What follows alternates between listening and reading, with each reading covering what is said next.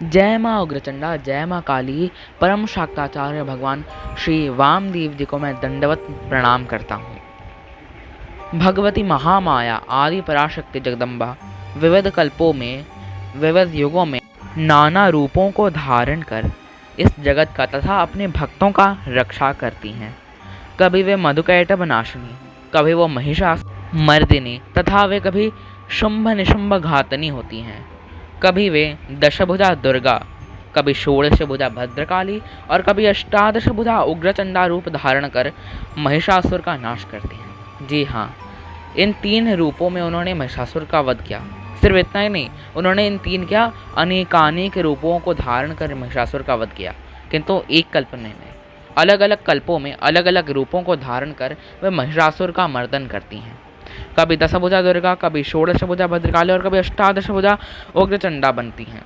दुर्गा महात्म्य भी जल्द ही आने वाला है और भद्रकाली महात्म्य को जानने के लिए आप मेरे मित्र महालया क्रिएशन के दूसरे चैनल भद्रकालिका दास पर जा सकते हैं और देवी उग्रचंडा को जानने के लिए आप मेरे चैनल से जुड़े रहें। आज के वीडियो में हम भगवती उग्रचंडा को ही जानेंगे। भगवती उग्रचंडा अष्टादश भुजा वाली हैं। वे चारों पुरुषार्थों को धारण करने वाली हैं। वे महाभागा 1 करोड़ योगिनियों से घिरी हुई हैं। उनके कंठ में नाना प्रकार के स्वर्णहार एवं नागहार विराजित हैं। उनके दाएं हाथ में सबसे ऊपर से त्रिशूल, खड्ग, शंख, चक्र, बाण, शक्ति, वज्र तथा दंड रहता है।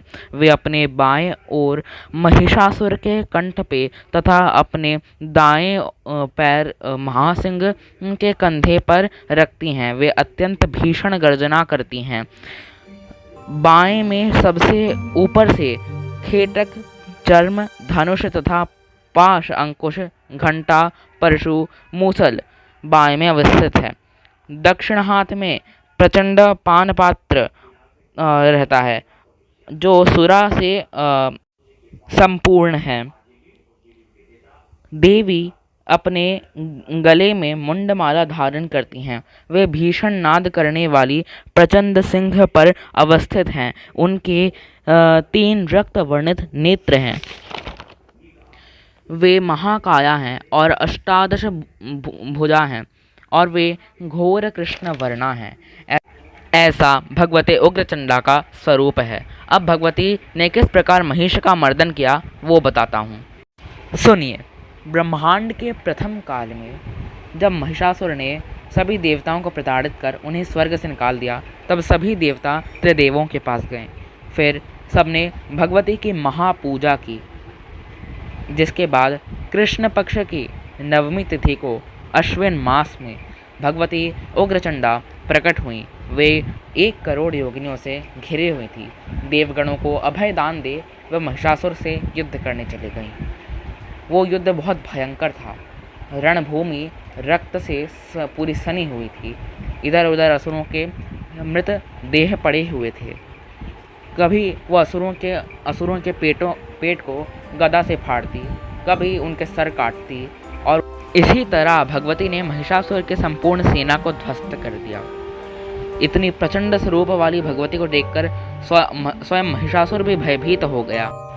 भयभीत महिषासुर ने भगवती से कहा, नहीं नहीं नहीं, ऐसे उग्र मूर्ति से मैं कैसे लड़ सकता हूँ।